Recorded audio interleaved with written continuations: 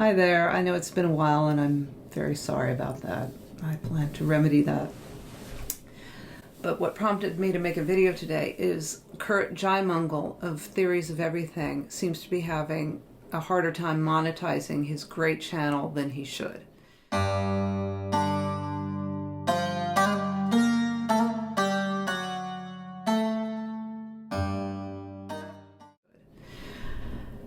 And that's probably because you really have to put some effort into understanding what some of these very, genius level and erudite guests have to say. You really have to think to watch it.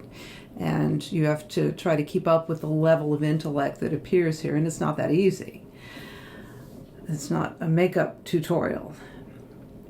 But this is a really important channel, and it's really necessary that Curt is able to persist in his endeavor, because what makes Theories of Everything such an important channel, at least for me, and I think I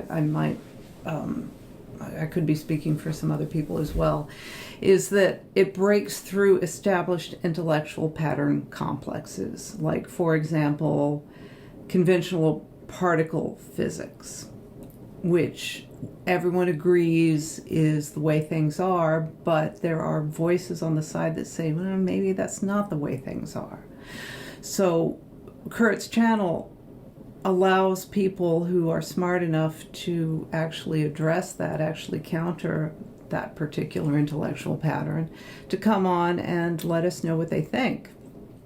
And so they're adding dynamic quality to these discussions. And for that particular topic, maybe look at Wolfgang Smith or Bernardo Castro, Don Hoffman. So the thing is that what's going on now, we all know this, and it's unsettling, but it's happening. Everything is being upended, and the institutions no longer represent their telos. I hope I'm saying that the correct way. What the institutions were meant for and what they're actually doing are totally different. And what's worse is things are breaking down in a way that we don't fully understand.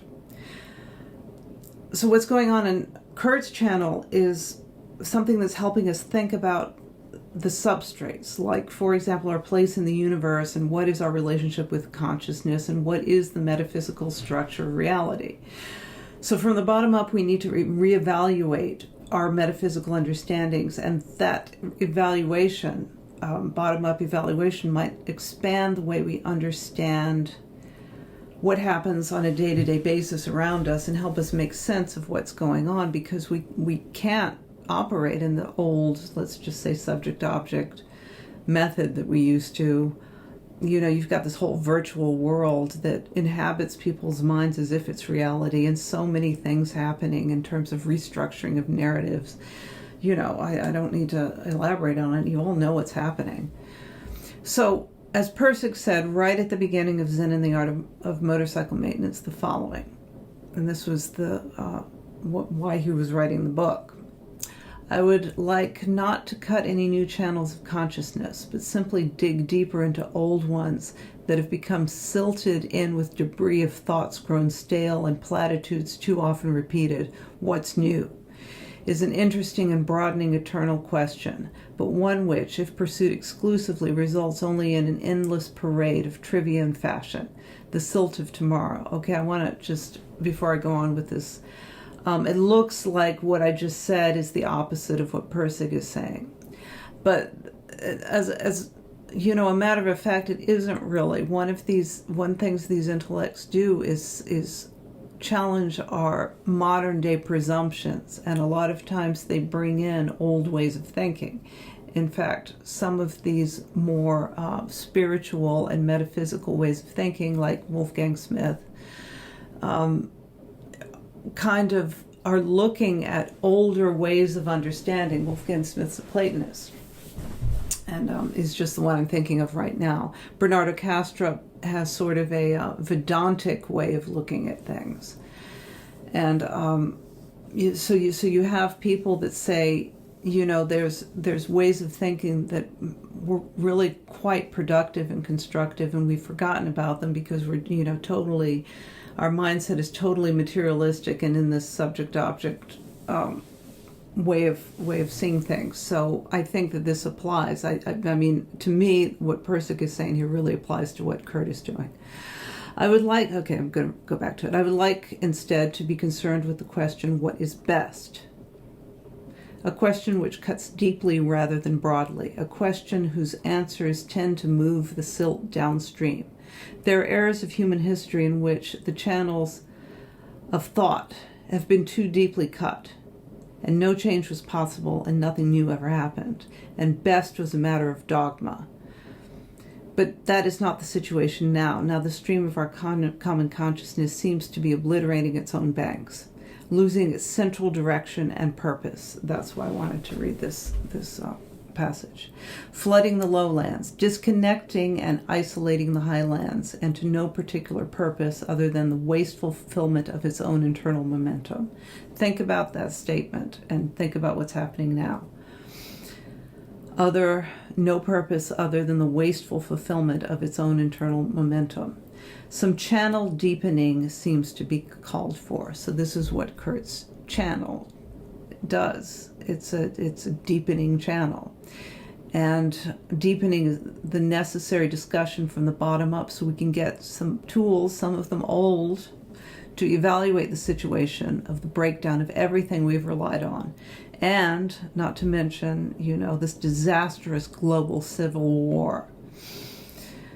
So if we can respond to what's going on with wisdom versus reactivity, then maybe we have a chance to handle it constructively. So I'm supporting Curt on Patreon. I'm not giving him, a ton of money, but I'm giving him amount every month, and I encourage you to do the same thing, because the more you can, keep him from having to go get a job, I guess, to keep him to be able to do this channel is what his job needs to be. This channel is valuable, and we've got to keep it going. So I really encourage anyone who's listening to this to go to, I did it through Patreon, but any way you can donate to him so that he and his wife and his editor can make a living doing this is critical. So that's my plug for Curt Jaimungal, who I very much believe in. So let me talk about my channel. It's been, I don't know, 3 or 4 months since I put on a video, and it's not like I don't have time, but it's been really, it's like, to do these kind of videos, you have to be in the right headspace, and that headspace occupies a lot of your thinking and your spirit. And I've had to move that whole thing over into sort of business arena. I have to work on my actual business. There's some things happening over there. And I've been a therapist long enough now that I really want to expand what I'm doing and consolidate my modality. And that doesn't necessarily, although I get a lot of inspiration and ideas from this little corner, the actual business aspect of it is something entirely different. So my focus needs to be in that area. So I really haven't been able to keep up with what's been going on in the corner lately, even though there's so many great people. I love what Grimm always does. And, Paul, I mean, even some of these people are sort of going in other directions too. I mean, Jonathan is very occupied in other arenas, so is John Vervaeke. But all the same, coming back to our little corner probably is a very good grounding action that I should be doing. And I think I can come back here and maybe run some ideas from you from some of the things I'm doing in the business aspect of my life, read some of the blogs I need to write, and maybe even take some of you over to my new channel, which I will do eventually, I think. Maybe I won't, I don't know, for my business. So maybe I'll use this channel to run through ideas for more formal material. Some of it is, of course, going to be very influenced by things that are happening in this channel. I want to mention happily that a couple months ago I got a certificate in philosophical counseling from APPA, and they're associated, some of the people you might know associated with them is Greg Sadler, Pierre Grimes, Rick Rapetti, who you've seen on in this corner, namely around John Vervaeke. And just, it's a modality where you don't have to be a mental health practitioner per se, but you use, like most of the people in the class were PhD philosophy students, which is really interesting for me. I think I was one of 2 therapists, maybe. And so that was a really great weekend to spend with Lou Marinoff and his association for APPA. What does that stand for? Association for the Practice of Philosophical. I'm sorry. I'll leave a link to it because it's something maybe some of you want to do. You know, you can actually, with that certificate, counsel people if you understand. You know, if you have a desire to help people through philosophy. So, right when I'm saying I can't spend time in this corner, of course, Karen comes up with a dialogue between Ian McGilchrist and D.C. Schindler, of course. So that might be irresistible for a comment. And I certainly miss you guys. So I hope that makes sense. And I will see you soon. What is it that I used to say? What do I say at the end of this? So I hope that makes sense, and I will see you next time. That's it. And next time will be soon, I promise. Take care.